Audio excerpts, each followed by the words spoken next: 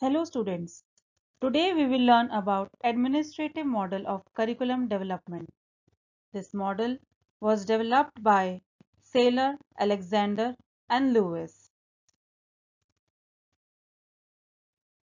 According to this model, either a curriculum developer or a group of curriculum developers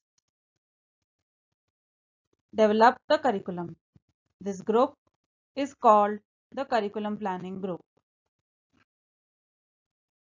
The administrative model consists of four elements. The first is goals and objectives. The second is curriculum design. The third is curriculum implementation. And the fourth is curriculum evaluation. Society, learners, and knowledge form the basis of the curriculum.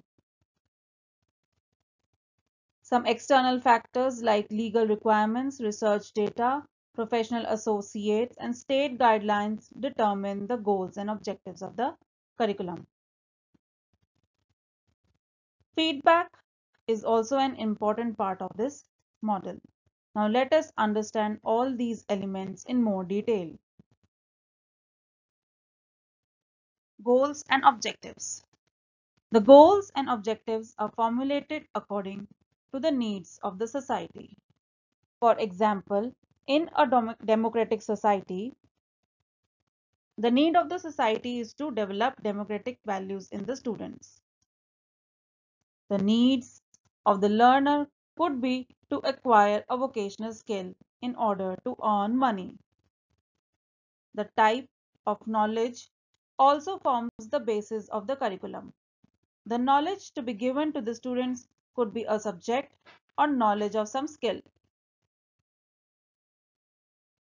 Curriculum design. There are many ways of designing the curriculum, but here we have discussed only three designs. The first is the subject-centered. In subject-centered curriculum, the focus is on the subject knowledge.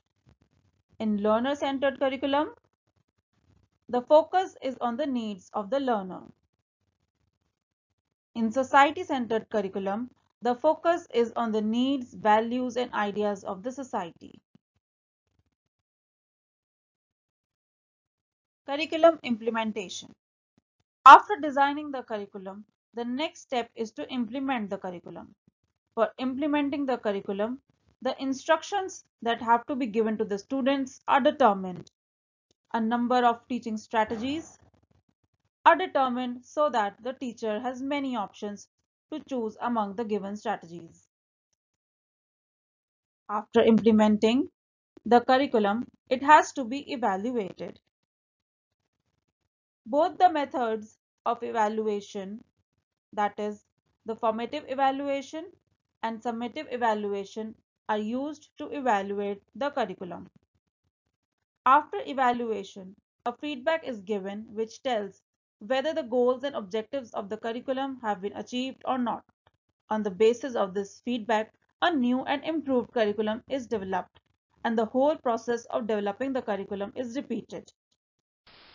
Thank Thank you. you for watching the video. Hope If you you like the found it video, useful. please If you hit the like like my video, button please and click subscribe to on my the like channel for more icon. videos.